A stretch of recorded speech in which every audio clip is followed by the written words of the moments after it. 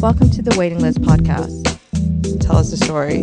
It's like many things you start building from scratch. And then I'm like, wait, I really do like watches because you've seen so many watches that makes you excited. I think I really do like watches. Yeah. I think it's a great way to see if you are a watch enthusiast. Welcome to another episode of the Waiting List podcast, where I, Daniel, am joined by Long and Jacqueline, and we are really in need for a pure watch talk fix. And when it comes to this, you really don't have to look beyond Nick D, who we've had on previously. I don't know which episode it was, but just search back into the catalog, and Nick D spelled D-E, right? It's always worth a listen, and I strongly advise you to go back and do so, especially after listening to this one, you enjoy it. So let's get into the meat. Right, continuing on, because we actually, we got so into so many things in the last podcast, we actually didn't address the rest of your collection. So what else do you have in your collection, and what is your philosophy or buying pattern? How do you like to acquire pieces? What are you looking for? Thanks for having me back on, Dan, and everybody. I really appreciate you taking an interest in things Nick D. Thank you, Dan. We appreciate your time. Kind of along you are the a same brand lines. Now, by the way. You're a brand. Now that you've appeared on the Waiting List podcast, you are a brand, right? We are brand makers. I know you are. It's amazing. It really is. Nick D lamps. Nick D lamps. I am not. Trust me when I say this. I am not talented enough to be a designer of lamps. I will leave that to the professionals and people. I would actually say you should brand name, because you should say the Nick D. Yeah, like that. The Nick D. Yeah, the Nick D lamps. It implies that I'm the only one, but there's actually a very vibrant, just like there's a vibrant community of watch collectors, there's a vibrant community of Nicks in this world, and we all know each other. There's a mailing list. It's amazing. No, so I'm glad you asked me about my other watches, because funny enough, one of the watches I got a few years ago was the Octo Finissimo from Bulgari. And I remember, people kind of equate it to the modern design of the Octo Finissimo to the Royal Oak, because it's very angular, it's very thin, obviously. But we were talking last time about my love of different movements and how these things are mechanical computers and stuff. The Bulgari Octo Finissimo line, they break world records. That's their whole thing, right? And the first thing, I never really considered them until I got exposed to them, and I started doing a lot of research into their background. And the one that hit me just right was the Octo Finissimo automatic GMT chronograph, the world's thinnest of its kind, with the peripheral rotor. And the peripheral rotor on the back, if people go and look it up, it's half aluminum and half platinum, because platinum's heavy and it's got that the gravity will pull it down and wind the watch, obviously. And we saw a lot of peripheral rotors. A couple, if I'm not mistaken, released at Watches and Wonders. Vacheron has a peripheral rotor in their split chronograph that they released, if I'm not mistaken. Perpetual. Yes, yeah, and Bulgari releasing the world's thinnest perpetual calendar, which is thinner than the AP RD2 by like half a millimeter, I believe. Bulgari's people, I've heard so much criticism. I guess this is kind of one of those things where getting into watch collecting and doing my own research and not really being listening to the noise, I guess you could say. Where people criticize a watchmaker like Bulgari for not being a true watchmaker because they don't have 300 years of history or something. I think that's just very ridiculous. Yes, they bought their way into the watchmaking field by acquiring different watch designers and movement manufacturers. I don't see how this changes what they've accomplished and what they do. So I love my Bulgari, and I love the Octo Finissimo line. And I absolutely adore their recent release, which I would love to get, but I know I cannot get. The Tado, the Japanese designer. Yes. The midnight purple blue with that moon. That tiny moon. Yeah. It's so beautiful. The whole thing. And by the way, I do want to point out, I'll talk about my other watches real quick. Bulgari, from what I can tell, is the only other watch brand that you can get a complete ceramic case and bracelet than AP. AP's famous for their Royal Oak ceramic case and bracelet, right? For the ceramic QP, now the ceramic double open work, double balance wheel, that is. I was actually Sorry? thinking Rado as well. Yeah, Oh, well, that Rado. Do they have a Chanel. ceramic bracelet? Oh yeah, Do they- I was even thinking Chanel. But I was like, Also hard to Chanel say. Do they have a bracelet? Do they have a ceramic Chanel, bracelets though? Or are they yes, straps? bracelet and case, everything. Oh, okay. Yeah. So there's a few now, but Bulgari has been releasing more and more all ceramic cases, and they just look amazing. And Wait, so that Chanel was doing this limited. like long ago, Mm. What's that? long time ago, at least was? 10 years ago. Which one? What are you saying? Which one? J12. Ceramic J12. J12. They were doing Yeah. this way before like AP was doing ceramic stuff. See, I you learn something new every day. I had no idea. You It just was something sandbagged that Nick D. You just sandbagged him. no, Like, no, talk but about sandbagging. She is That's a- educating me, and that It's is what not Nick everybody in the D. watch community needs to do. We all need to It's be open the to Nick learning new D. things. the Yeah, Oh, the Nick D. Yeah. No, you learn something new every day. See, now after this, I'm going to go and start researching that. But getting an all ceramic case and bracelet is pretty cool. And Mhm. I mean, you don't really see a whole lot of those these days, from what I can tell. Anyway, I also have my Omega Speedmaster and a Seamaster 300, which I actually wear into the ocean. Going back to my collecting philosophy of I'm going to buy it to wear it. I take my Omega Seamaster into the ocean. I have been tossed around by the waves. That thing has been smeared on the bottom of the ocean many times. The sand has scratched up the bracelet. I wear that thing out and about, definitely in the ocean. Absolutely fantastic piece. And it gets a lot of wear time over my wetsuit. I also have an Arnold & Son. What's that? Mhm. It's a lot of tough love. It does get a lot of tough love, and it survives. Absolutely. But, it's funny though, because people probably would be very hesitant to bring like their Submariner or whatever into not just like into a pool. I mean, into the ocean where it can get scraped along the sandy bottom and scrape up your bracelet. So people don't take scratches very well, I guess you could say, but it all depends on the person. I also have an Arnold & Son time pyramid. I got interested in Arnold & Son. I just started doing just a lot of research on the brand, and they make a new movement for every model they release. Okay, and wow, that's a high investment. Yeah, it is. From what I've read, that's the case, and the time pyramid is designed after obviously Arnold & Son, John Arnold, the British watchmaker. Go read his Wikipedia page. All sorts of stuff there. The 19th century British clocks that were configured in a triangle where there's a lot of gears on the bottom, and they kind of are in a pyramid configuration. That's what the time pyramid movement is modeled after.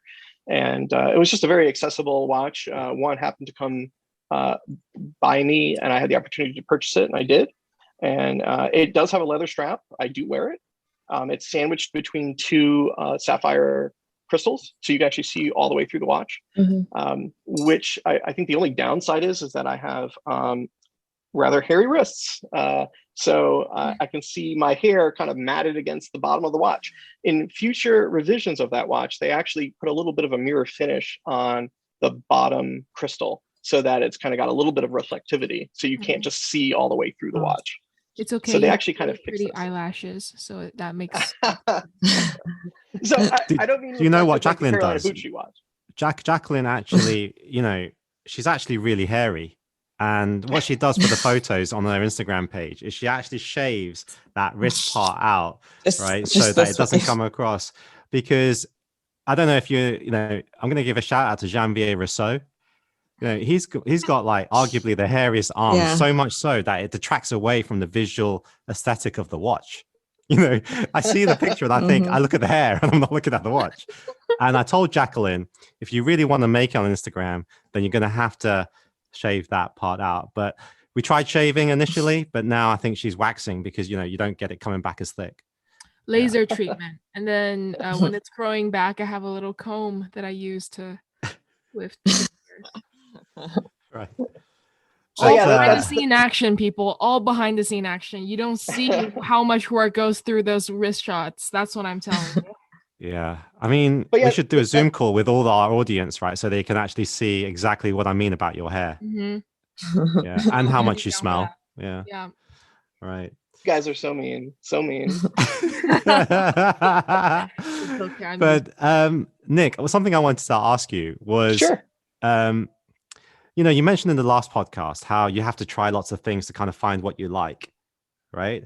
How has your watch journey led to you finding what you like?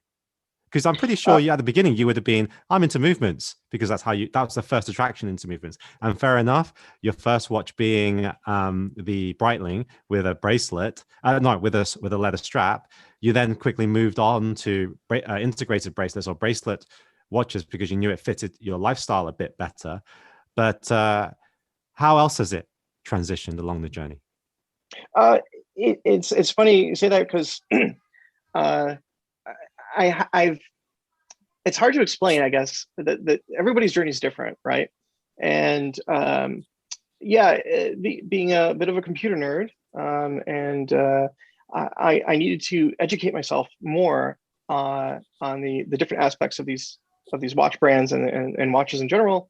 So at first, it was like, oh, I'm really interested in like all these different movements, whether they're historically relevant, significant, that is, or some sort of modern development. As I started doing a lot more research, I started to fall in love with different dials and different dial finishing and movement finishing, and started getting into more of those details. And again, that's another thing that Instagram has been able to expose to me, is the amazing finishing from all these photographers that do like the macro shots and stuff. So for instance, like NYC Watch Guy, his account and his love of independence. I learned about Gronefeld through him. And I mean, everybody's gotten lost in a Gronefeld movement. I mean, I've never seen one in person.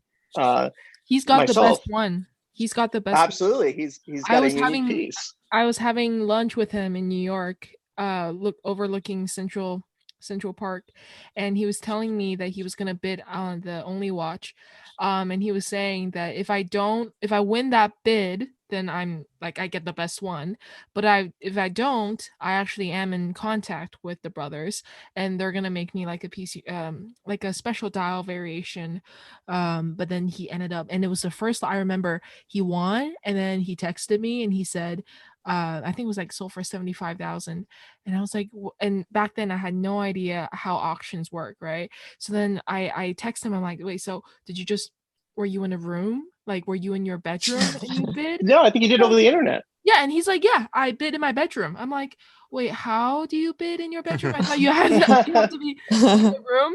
And then he's like, yeah, I got super lucky. It was the first watch, and then he actually, I think he went to pick it up from Europe, but then it's got like the almost, what do you call it, like the longa, I can't pronounce the name, the special frosted, the super long handwork skunk, so yes, that thing, right? But like similar of that, but then for the dial of that watch. Beautiful. It's a fantastic piece. I mean, all their movements, Detroit Watch Guy, he's got a Gronefeld, if I'm not mistaken. He takes pictures of it all the time. We've all gotten lost in the finish of these movements. So it started it's not just about the mechanical movement itself and the intricacies of the design and engineering. While I can nerd out on that all the time, I started to come to appreciate just the pure finish of these watches. And then there is, just going beyond that, learning more and more about all these different aspects of it, and how important they are to the overall experience of the watch. So as I started to be able to see these things in person and experience them in person, I just, there is something to be said for seeing these things in person. I've yet to see a Gronefeld in person. I intend to when I get the chance. But yeah, pictures just don't do these things justice, right? Yeah. And so that's just, I just evolved over time. It was all about exposure and education. That's the best way I can put it. Staying on movement finishing, what about Lange? Absolutely fantastic. I mean, is it because they're dress watches, so it's hard for you to enter? I can see you with a Zeitwerk.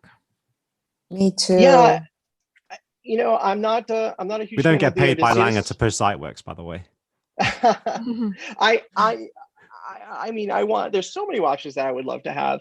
I just wonder if I would end up wearing it as much as I should, and I fear that maybe perhaps I wouldn't. I absolutely need to go and explore more, right? And maybe I need to evolve my own taste to get beyond this kind of, not a fear of, but my holdup of around leather straps. It's not. I'm just. I don't have a reason to wear dress watches in the appropriate setting very often. That's just how my lifestyle is. And while of course it doesn't matter, you can wear these watches in any setting. You can do whatever you want. No one's, you know, you don't have to wear a watch in its specific setting. However, would I find myself wearing a watch as often as I should? I don't know.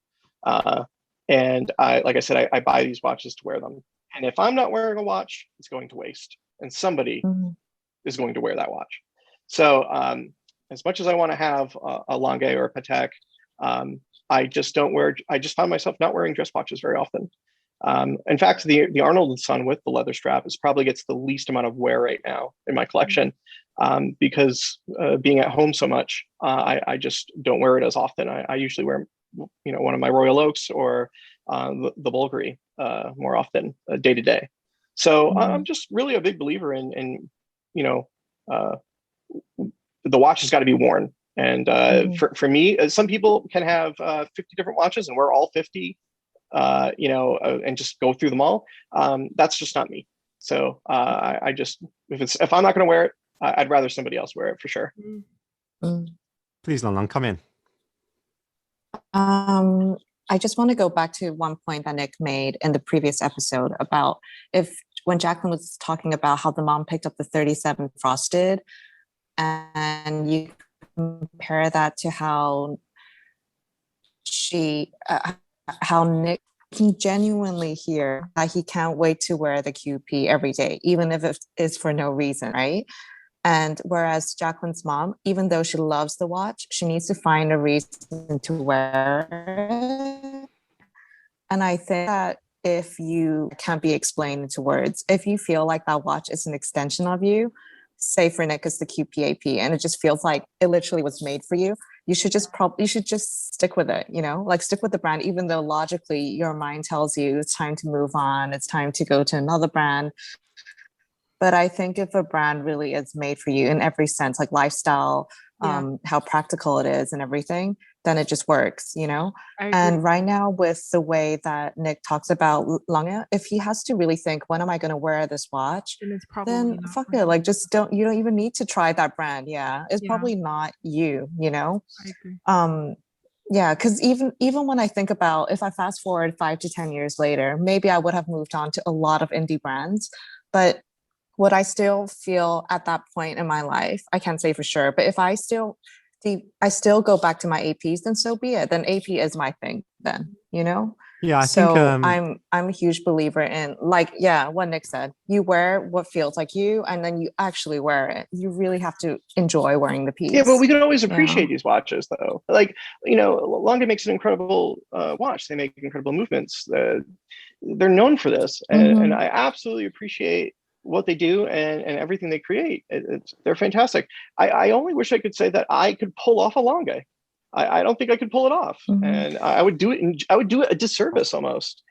Maybe I'm overthinking it. You know, some people leave it to the pros like me and Long Long and Jacqueline. No, I totally know what he's saying. No, I know what you're saying.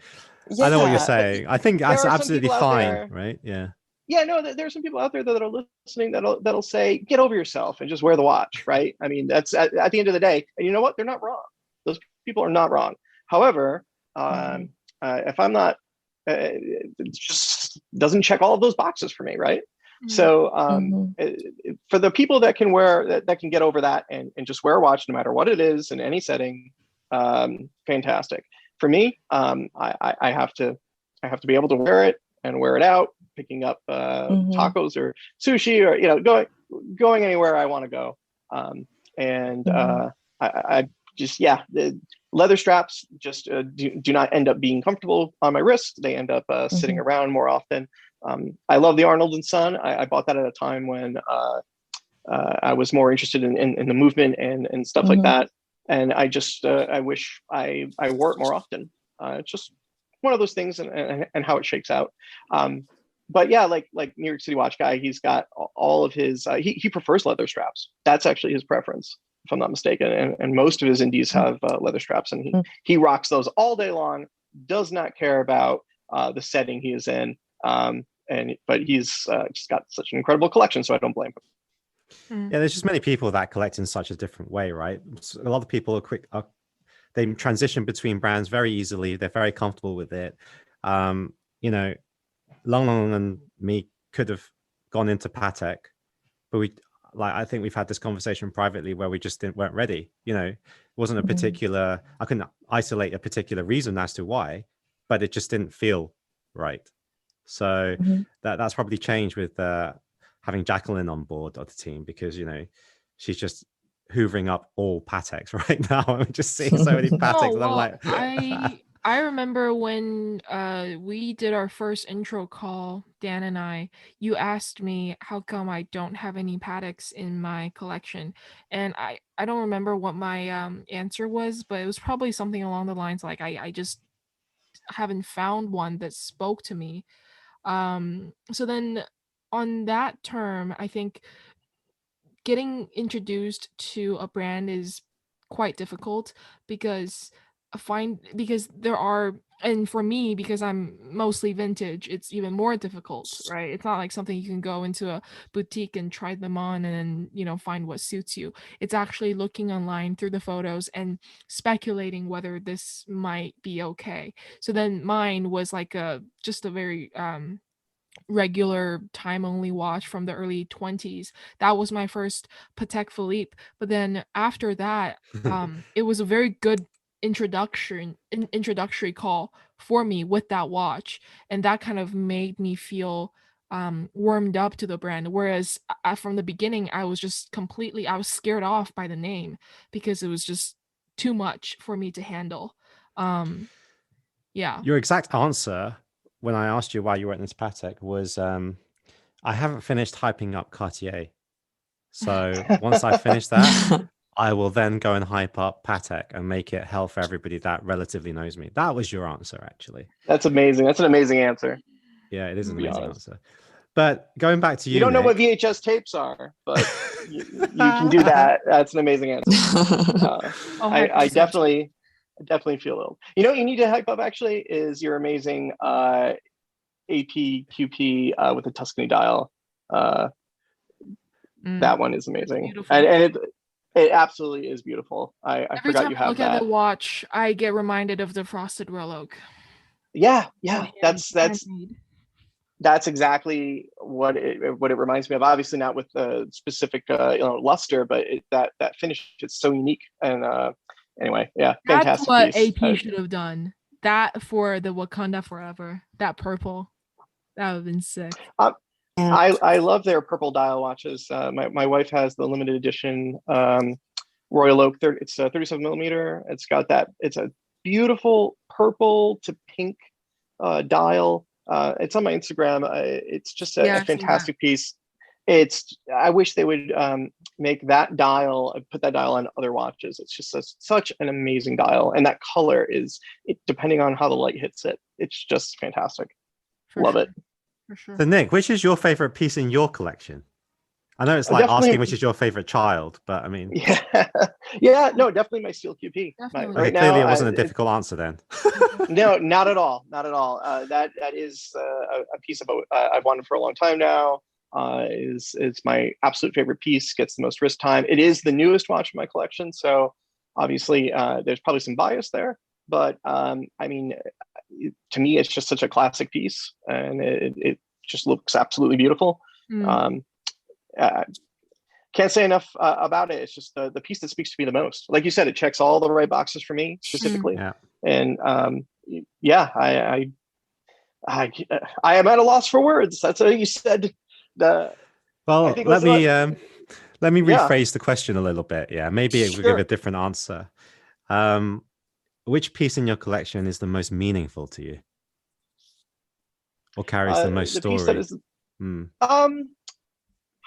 that's a good question. I would say perhaps well, I don't, to Oh, be he's honest, the giving it a thing bit is of that thought. This one, yeah. So it yeah, no, clearly no, may not be the QP then. it's not so much that it's more like I've never really tied these watches or the purchase of them, except for, let's say, the only one in my collection that I can tie to some sort of milestone in my life was the Speedmaster. When I purchased that, I had just gotten a new job, and I was kind of celebrating. But all of my other pieces have come to me independent of any sort of emotional or milestone in my life. They actually kind of represent milestones in themselves, just in my collecting journey. So they all have different meanings within my life at some point in some journey, whether it be my person or just watch collecting. So it's kind of hard to just single one out, I suppose. I know people have lots of stories and lots of moments behind their watches that they've acquired over time, whether it be like, oh, I bought this watch, on my wedding day or to celebrate my wedding or something like that. I just don't have any good stories like that connected to my watches. Because I've just been buying them as I've been able to, and I buy them to wear them. Okay. And they all have different stories. And so I guess it's just very difficult to answer that question for me. Although I'm sure other guests probably. I think I've listened to other podcasts where other guests have all sorts of amazing stories. I wish I could say the same for myself. I guess I'm that boring. No, that's fine. Okay, well let's ask you something else then. How about, you've kind of encapsulated that the APQP is everything you would want. But what about if you were offered like a ceramic open work perpetual by AP? Is that another stratosphere? I mean, it's still a perpetual calendar, a complication, Yep. right? But Yep. it's in a different, completely different reference, right? It's a different playing field, all ceramic. The open work, which is something that AP is known for. That's something they're famous for. In fact, isn't it true that AP kind of made the first skeleton watch? I thought they did make the first skeleton open work wristwatch. I believe This I'm that not is sure in there. about. I don't know. I believe that is in there first. Because if you look at like Vacheron and other brands, they did it before them, but they did come up with this whole double balanced wheel technology. So they were the first to come up with that. So that's but I do think they do the best like open work, like design wise, like the way that it's been placed and everything. I don't know. It's I don't know so why much that was in going my on, head.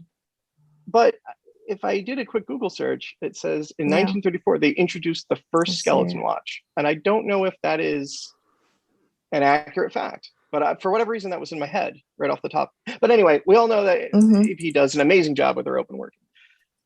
Yeah, if I could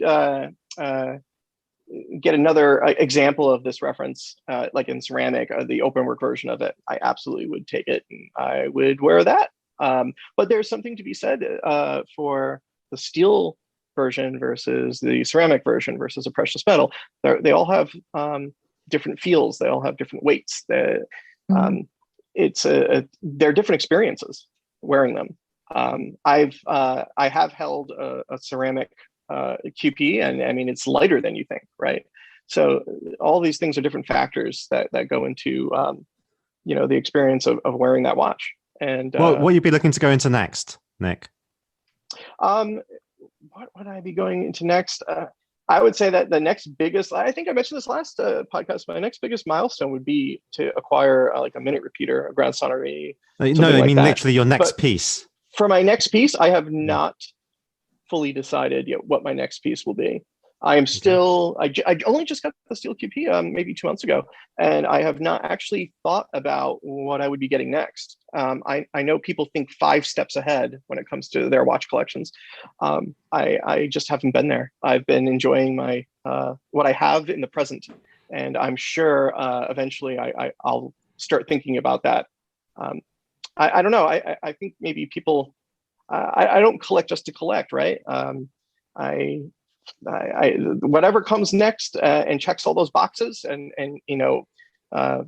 plant something deep in my brain is what I'll be going for.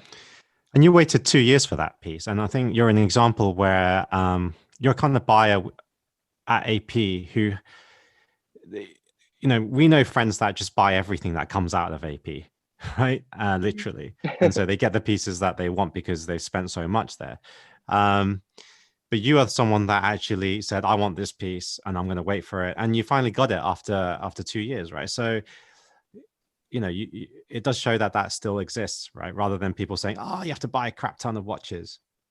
No, it absolutely exists. But, I've collected a few pieces. My wife has bought a few pieces as well. It's a family thing.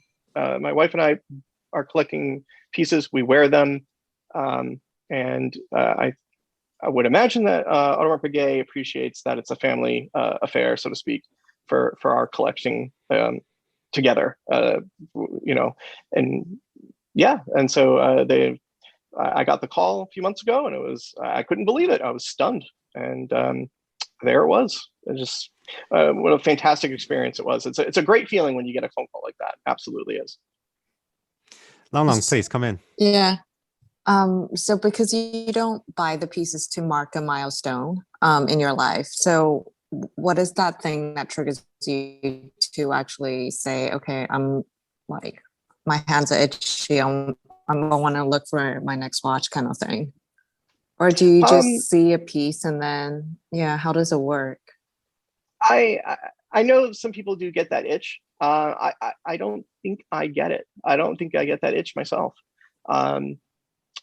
There is no real driving force. Either I see something, a new release, or I discover a new vintage piece, something I never realized before, and that will check the boxes, and that's when I'll get the itch, is when I see something and psychologically it checks all these different boxes for me. And everybody's got different boxes. Everybody's got different criteria for what makes them tick, so to speak.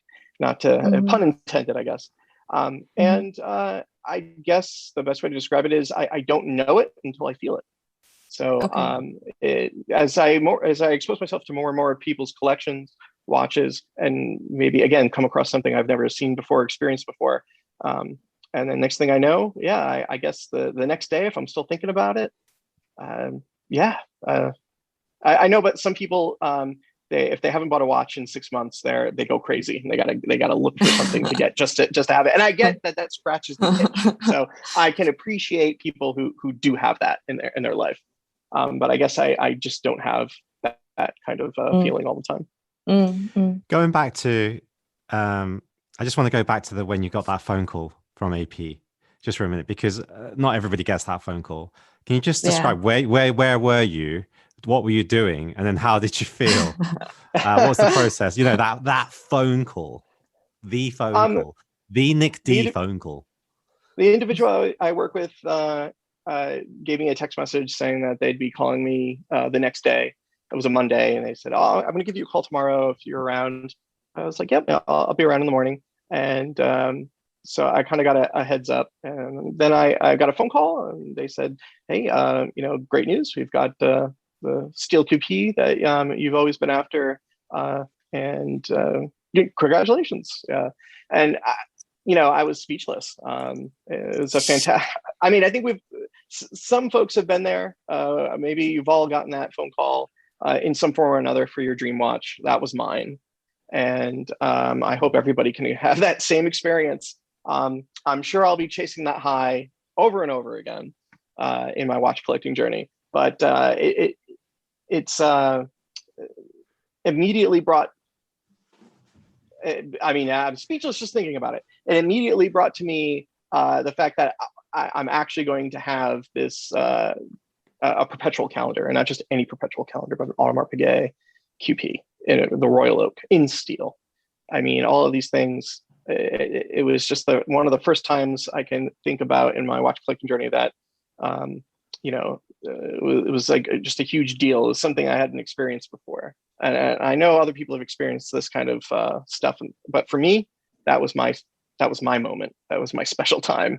Uh, and again, maybe one day in the future, I'll get a similar call for, like you said, a ceramic open work or something like that, and I'll experience it all over again. Or I look forward to it. The thing is that I guess we have to remind ourselves, you can't have these moments and these feelings every day. They happen only so often. If you have it every day, if you have it every week, every month, I don't know, does it lose that special feeling? Do you lose that feeling because it becomes so common? Some people have just these immense collections of just all these beautiful, amazing pieces, and I look at them and I'm like, wow, it would be amazing to have all these pieces. But to get the one phone call for my steel QP, my humble steel QP, that was an amazing feeling. And when will the next phone call and feeling like that happen again? I don't know. And when it does, it's going to hit, and it's going to be my moment, and I'm going to relish it. And then eventually DM everybody and tell them what I got, and put it on my Instagram and share my passion, but I'm not an Instagram influencer. I don't have 10,000 followers. People who follow me just follow me because they know me. And did you know from the message from the day before that you were going to get it was about that? I honestly, by the way, no I wanted idea. to ask as well, like, when you go to AP, did you go, I want this piece or this piece or this piece, and I'll take any one of these pieces that come in? So did you specifically just ask for this piece? No, in conversations I've had with AP at the boutique, I talked about my love of the perpetual calendar complication itself, and I nerd out with these people about my love for it, I guess. And obviously I said I'd love to own a steel QP, one day in my collection.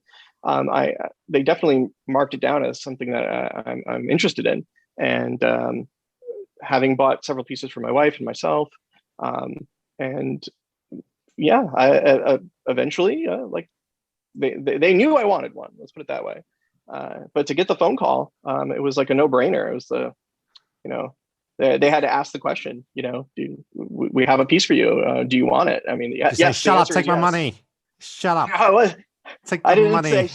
I absolutely didn't say shut up, but I was very eager to secure the piece for myself, and said, yes, I would love to acquire it. And the rest is history for me anyway. That is my history.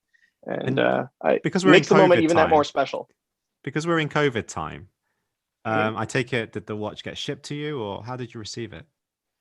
Yeah, they just shipped it to me. I would have loved to have gone in person to pick it up, but it was, before vaccines were pretty common in the United States, and obviously things were still kind of shut down.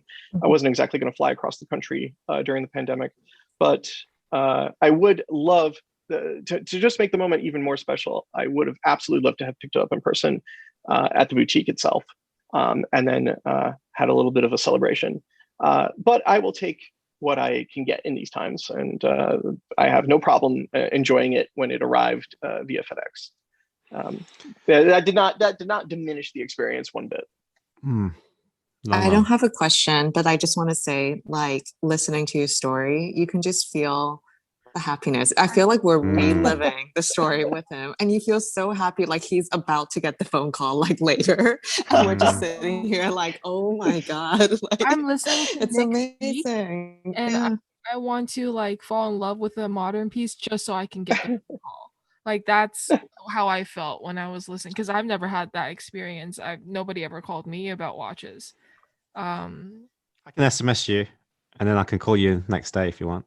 But hey, you know what I'm curious about? I have this thing when I actually get a new piece, and I still can't believe that I got a new piece, whether it's a vintage piece or a modern piece. So when I bring it back, it's still in the box, in the bag, and I refuse to open it. And I kind of just stare at it for a super long time. Yeah. I don't know if you guys are the same. No, I know exactly what you mean. You almost can't believe it, right? And so you've got this it's a moment you don't want to end, and that's what it is. You don't want to end the moment. You want to continue to experience it. And so there's something to be said. It's the psychology of wanting something and then getting something, and delayed gratification. Yeah, delayed gratification, exactly. And so the reason why you got home, you have whatever you bought in it's still in its box, and you're just staring at it, is because you know that when you open it, that's going to be the change. Yeah, that's when it becomes real. And so then you have to wonder that there's a lot of articles written about this effect in psychology, where once you unwrap that watch box and you open it up and you put it on your wrist, that's the moment that things change. And you miss the wanting of it. And now you've transitioned into the having of it. And then if you can continue that feeling after the fact, then that makes it even better. And that's how you know that it's right. Yeah. And so when you slip something onto your wrist and you still feel good about it, and you, while you do miss wanting, you have it, and you're still in that high. Congratulations, then it's checked all the boxes. So I know. I was watching. Well, I follow Tim Billio, I think his name, on Instagram. Tom Billio. I do really. I follow him on Instagram, and he said something on there, which was, we as humans actually need that process of obtaining something, that process, that struggle. It's not actually the obtaining part of it. So it kind of links into what you just said about the process of waiting for a watch, and then when you wear the watch, it's a different experience. We gain more value from that process rather than the actual end result, which I thought was kind of key. And I've heard that by a few successful people that say, it means more when it was fucking difficult. When in success, if it's just easy, it just doesn't mean that much, right? Because you just got it. So like you say, interesting psychology there. I became very self-aware. That was one of the moments that I remember becoming very self-aware of how that felt, and thinking to myself about, like, oh, I'm silly, like what a silly feeling, but it was real. I felt it. I couldn't deny it. And I want to say, like, I'm just being silly, I'm being romantic about it.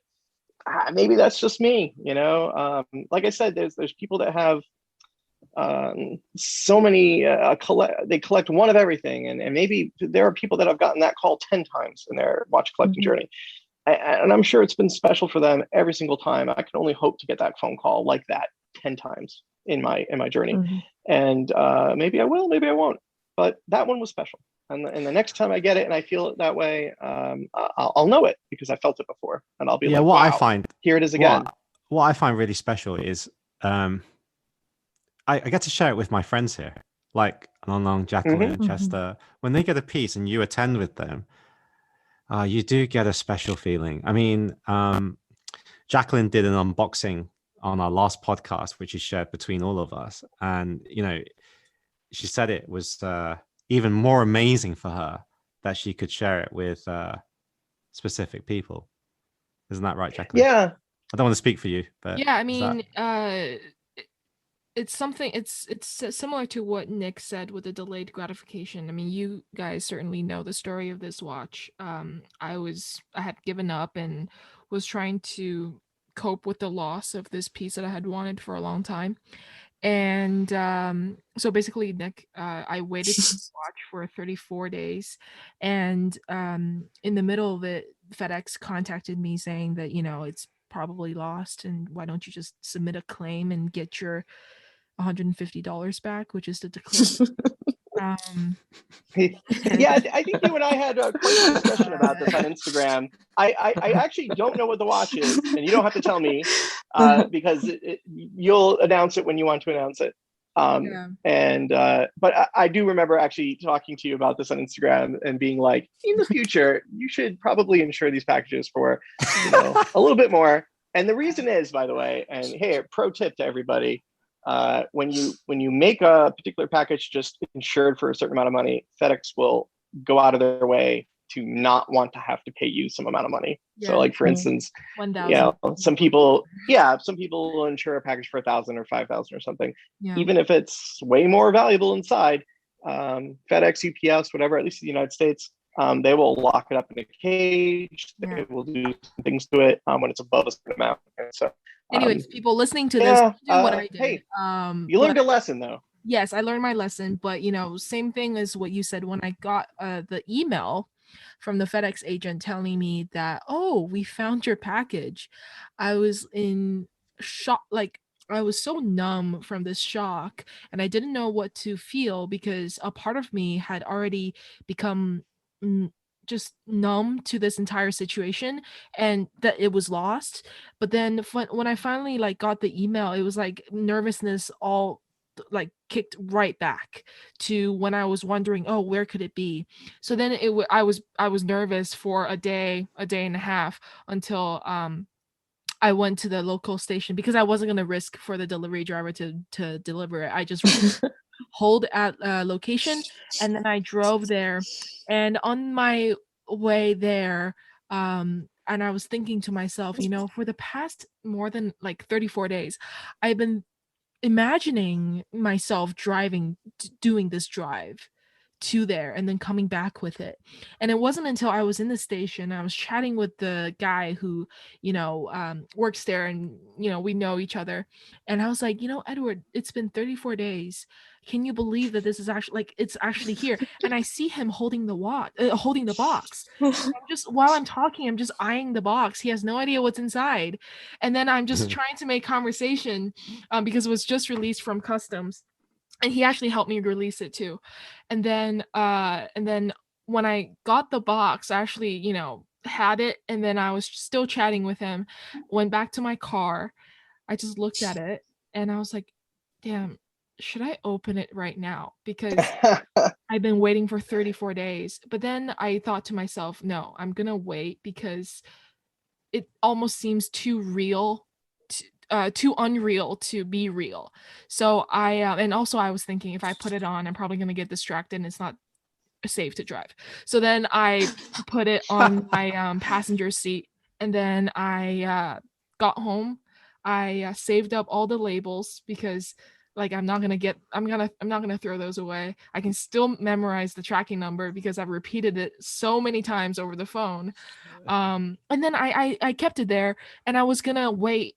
I wasn't gonna open it because it just didn't feel right. It was like, oh my gosh, it's already come to an end, and by that time my fingers have developed a muscle memory, whereas I'm going on Reddit every single day for a couple of times searching r dash FedEx Memphis because it was stuck in Memphis. I was trying to look for people who are in Amazing.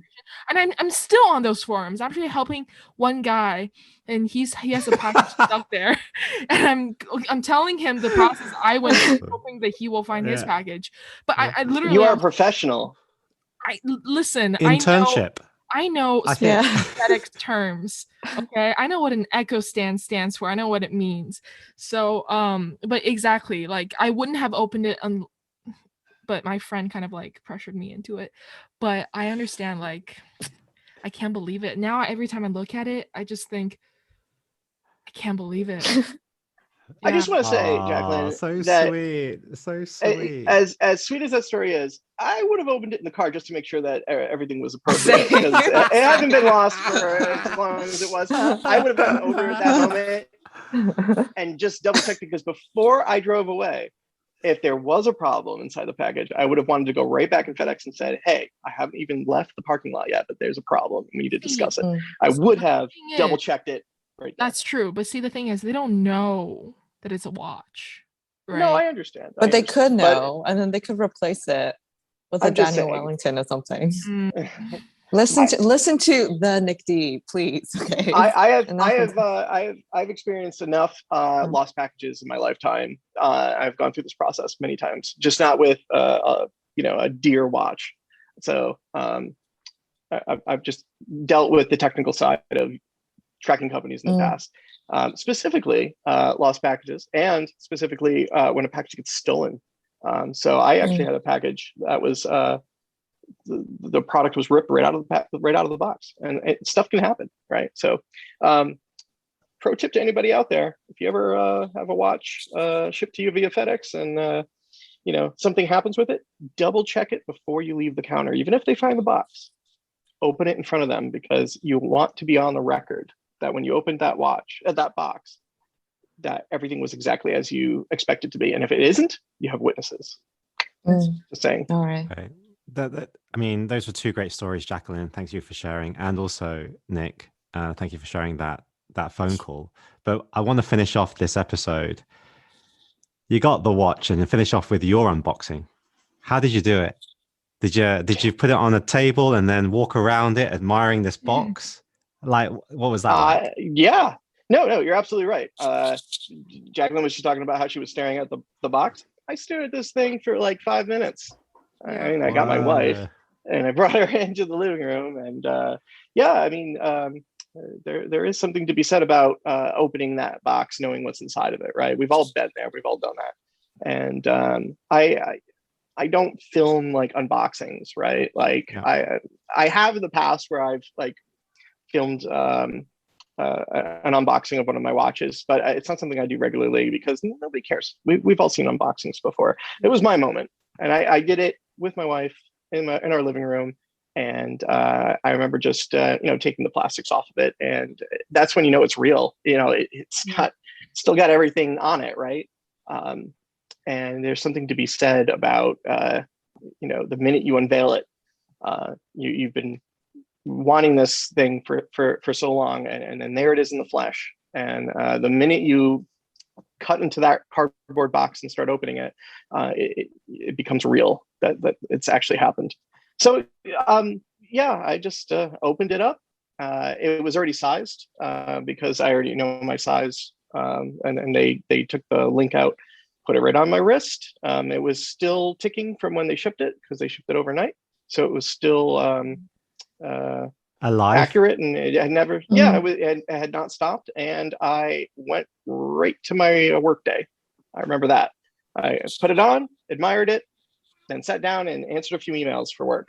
And when I got to a stop, sent a bunch of DMs and then went to work. I think it took me a day or two. I think it took me a day or two to get around to that. But no, I remember just finding a stopping point in my day and then just staring at it and admiring it. And definitely took a photo or two. I'm sure my phone has gigabytes of wrist shots of that watch still to this day in my phone.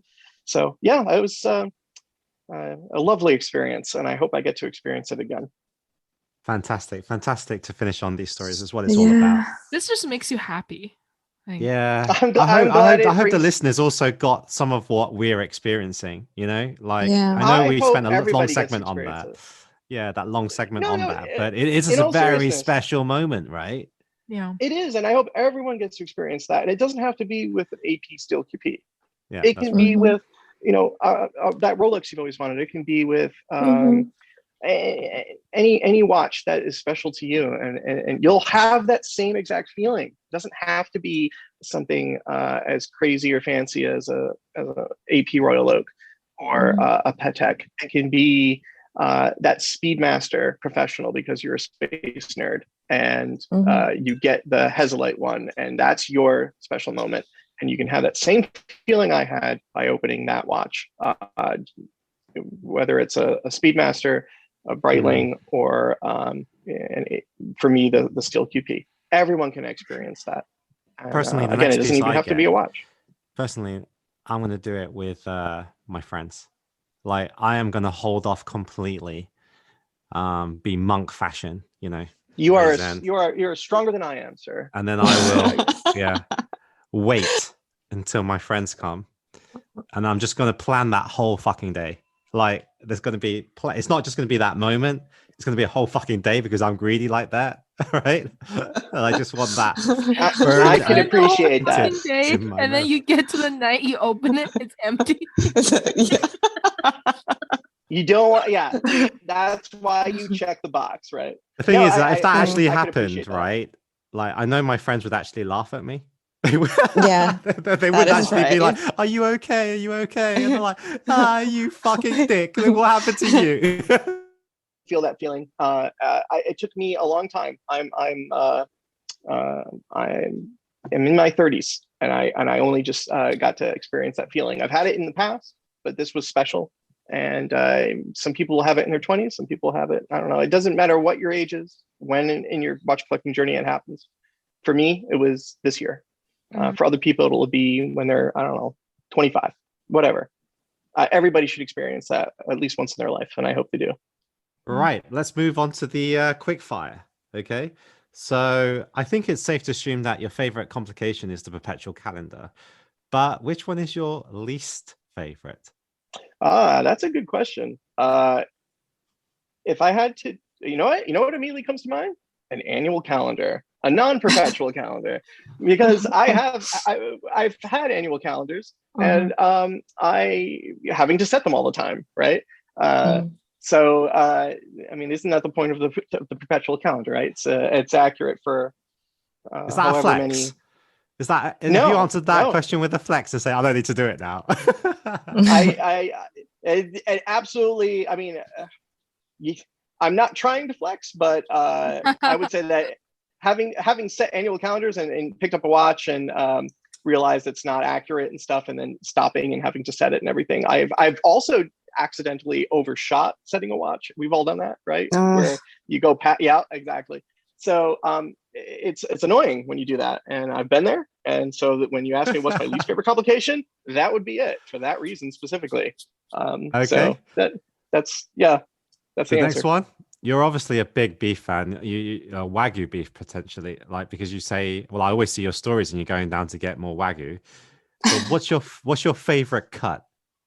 I don't think I have a favorite cut. I think they've all been fantastic. You know Good what I man. did when I eat the whole cow. when I go to the butcher shop,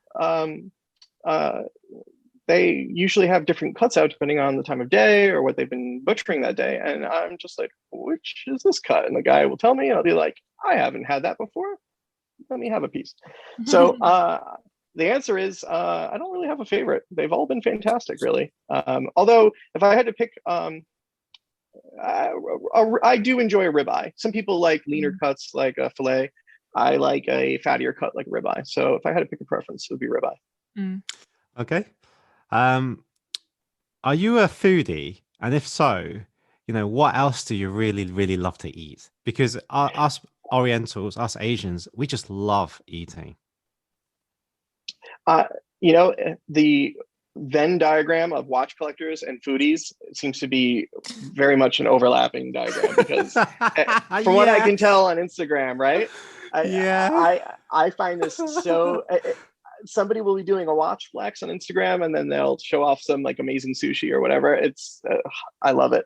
I do love my sushi. Whenever I'm in, like, if I'm in Vegas or New York or whatever, I'll go find a highly recommended place. My last place, I think, in New York City was Sushi on Jones.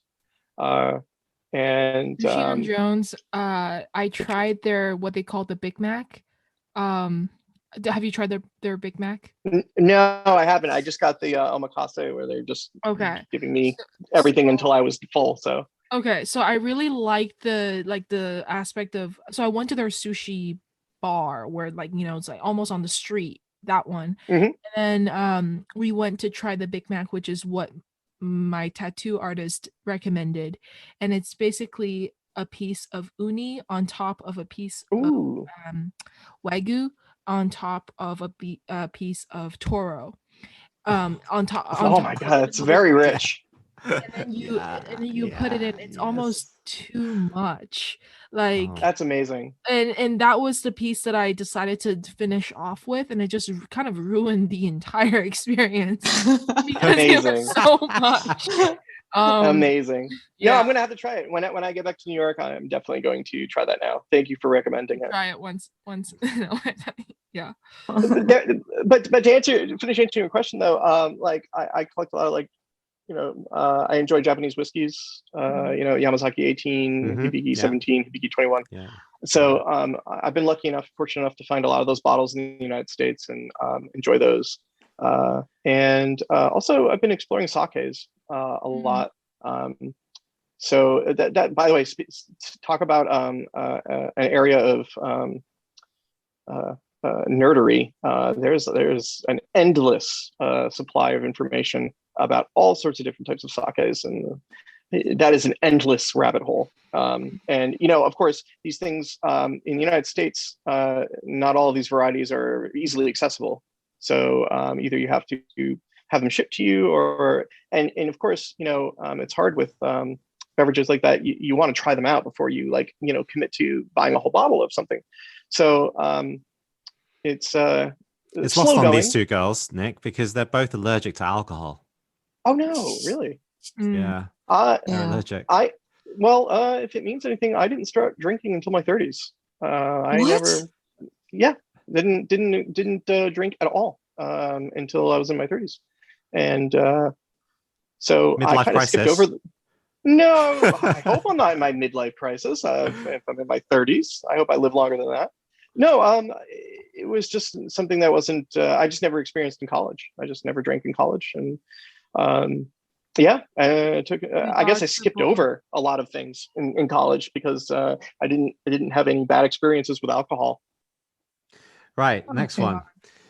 You mentioned that you're in tech, right? But if you could try a different industry, something else for 1 week, right? You think, I've always wanted to do that. I would like to understand more. What would you do? And you can't say watchmaking. No, I'll tell you what I'm going to do when I am not in tech anymore. I'm going to open up a pinball arcade. I can already answer that question. I will open a bar / cafe / whatever pinball arcade. So it's going to have all retro pinball machines in it. I'm going to take care of them and keep them alive and repair them and such, and let other people experience them and play them. And Jacqueline, I don't know how many pinball machines you've played, but younger folks in the world didn't grow up with these pinball machines, around them. So I always find it very fascinating. I've never played like the one that weighed 200 pounds, but I have played like mobile ones where it's just sure, like a plate. Yeah, so you know what it is, but the experience of actually flipping a steel ball around the surface of a pinball machine and hitting all the different toys and watching all the lights go off. It's an amazing experience. And there were some absolutely amazing pinball machines made over the years. Yeah. And I want to get the 12 best ones I can get, keep those alive, hold tournaments. And that is what I would do. To answer your question. That is amazing. That is absolutely amazing. I wanted to say something last episode. Yeah.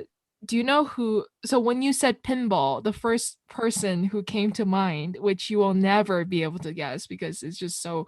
Yeah, I can guess first. Can I make a guess before you say? Does he have pink hair? Oh my god!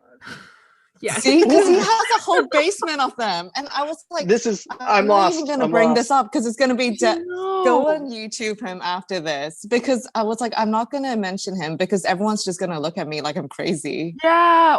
No, that's the. Yes. I also thought of him. Jeffree Star. Yes, he has like 10 pinball machines in his house. He collects them, and I watched his house tour. Yeah, I have bought in. Jeffree Star collects pinball machines. Like, how do those two even connect? Hey, I know who Jeffree Star is. The makeup guy, right? Yeah. But did you know he collected pinball machines? I did not know he collected pinball machines. Yeah. I am familiar with who he is. Yeah. He has an amazing taste then, because he obviously enjoys pinball machines, and enough so that he collects a dozen of them. Who the fuck is Jeffree Star? Yeah, I know exactly who he is. Look, I think that's amazing though, Nick. Like that you want to finish off, or when you retire or finish off from tech, you want to do something like that. Not only are you doing something that has been part of your life, I think probably consistently, and you consistently love it, and you spend a lot of time on it, but you're opening it up to a new generation, new people to also enjoy. I just find that incredibly generous, but 就有点伟大，你知道吗？就 really inspirational that you would want to open up your heart like that. This is something that I've loved I'm going to open it up to the public to enjoy, and then also have the business savvy to put it with a coffee or something like that, a coffee place or somewhere you can eat. I think it's a really great. I'm definitely going to go there if you do that. I definitely haven't invented the idea of a pinball or bar, arcade, cafe, whatever. But I would like to own my own and make it my own, and curate that experience. And it would be kind of amazing. By the way, one of the common jokes in people who work in tech is everybody who works in technology can't wait to tell you that when they retire, they're going to do something that's not tech related at all. Right? That seems to be a very common thread. And I'm unsure if this is a healthy way of living. Where we all can't wait to get out of computers and do something not computer related. So go talk to anybody in the technology space who works in this space, and they will probably tell you a similar story. Like, oh yeah, I can't wait to open a pizzeria or whatever. So yeah, well, actually, in my previous profession, which was dentistry, as soon as people graduate, you do 5 days or 6 days or whatever in the hospital, or you work in a general practice. But then very quickly, it's all about minimizing your days to 2 to 3 days or 1 day, and then playing golf or doing something you actually love. And, you don't really question it when you're actually in that profession. But afterwards, I'm thinking, hang on though, but if you really love what you're doing and you're really good at it, why wouldn't you want to do more of it? Well, why is everybody trying to do less of it to do the shit that they actually like? Right. And I thought, no wonder so many doctors and dentists are miserable, right? Because they don't actually, there's something about that job where also it's a very high paying job. It does give them the means to do what they like. So it's kind of like, I'm going to put up with this, right? And make as much money as I can in those 2-3 days, right? But I can't stand doing it for the full 5 days or 6 days. Yeah, I don't think we hate our jobs, right? I absolutely don't. I absolutely enjoy what I do, and I'm very good at it. However, there's a balance, and you can't have too much of something. And so, as much as I enjoy, let's say, retro video games, old computers, like I said, the Pixar image computer being an example of a historically significant computer that people have restored and brought back to life. It can't be the only thing going on in your life. So I look at it as balance.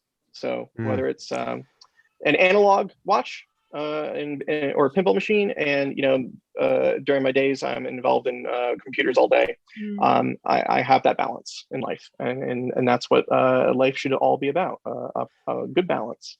And that's great advice. And I think that's the perfect way to end this podcast. Thank you very much for sharing those very intimate moments of your AP unboxing. I know you're quite a private individual with not many followers on Instagram, and you don't really like to shout about stuff except privately.